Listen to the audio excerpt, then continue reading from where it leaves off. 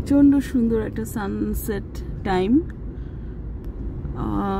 মরুভূমির উপরে সমস্ত হাই রাইজ বিল্ডিংগুলো একদম শ্যাডো হয়ে আছে, মনে হচ্ছে ছায়ার মতো দাঁড়িয়ে আছে। আর আমরা আস্তে আস্তে আমাদের গাড়ি এগোচ্ছে, কারণ এই সময়টা প্রচণ্ড ট্রাফিক, গাড়ি খুবই স্লো এগোচ্ছে। খুব সুন্দর একটা সানসেট টাইম চলছে।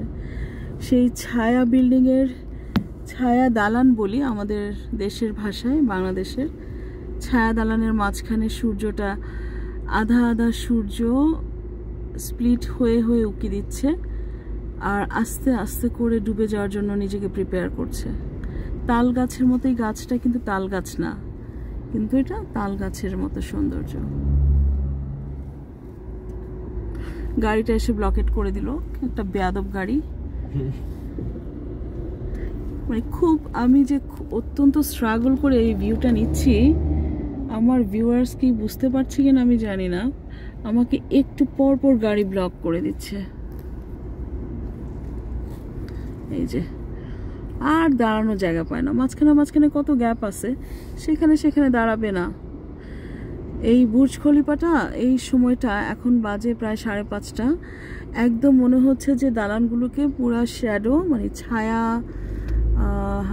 এক একটা ছায়া বিল্ডিং। দেখুন আপনাদের কাছে একই রকম মনে হবে আমি যেটা বলেছি, আমাদের সেই বিখ্যাত বুর্জ খলিফা, যেটা টপ ফ্লোরে যাওয়ার জন্য সবাই খুব ক্রেজি।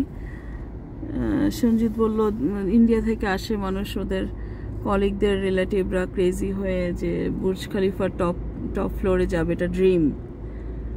আর আমি এখানে থেকে আমি এখন পর্যন্ত কিন্তু বুর্জ খলিফার টপ ফ্লোরে যাই নাই।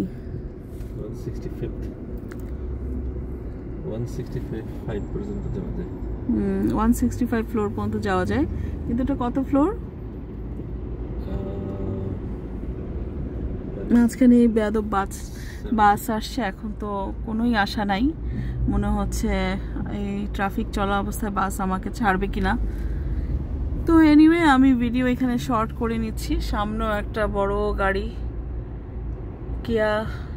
কিয়া ব্র্যান্ডের বড় গাড়ি, আর হচ্ছে আমি আবারও একটু ভিউ দেখার চেষ্টা করছি। তো এই তো এই সময়টা ট্রাফিকে এই অবস্থা।